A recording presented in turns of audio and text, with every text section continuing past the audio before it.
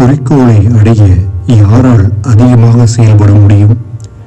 செயல்புரிவதற்கு பொதுவாக நாம் கொள்கின்ற ஆசை கூட இல்லாமல் எப்படி செயல்பட முடியும் என்று என்னிடம் பலரும் அவ்வப்போது கேட்பதுண்டு. சிறு வயதில் நானும் அப்படியேதான் நினைத்திருந்தேன்.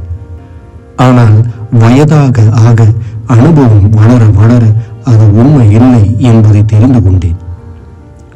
ஆசை குறைகின்ற அளவிற்கு நாம் நன்றாக செயல்புரிவோம். அமைதி நம்மிடம் மிகுந்தோறும் நமக்கு நன்மை பெருகுகிறது. நம்மால் அதிகம் செயல்பட முடிகிறது. உணர்ச்சிகளை கட்டவிழ்த்து விடும் அளவிற்கு நாம் ஆற்றலை இழக்கிறோம். நமது நரம்புகள் தளர்வுறுகின்றன. மனம் சஞ்சலத்திற்கு உள்ளாகிறது. மிக குறைந்த அளவே வேலை செய்ய முடிகிறது.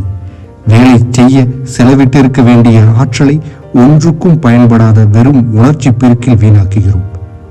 மனம் ஒருமுகப்பட்டு அமைதியாக இருக்கும் போதுதான் அதன் ஆற்றல் முழுவதும் நற்செயல் புரிய பயன்படுகிறது.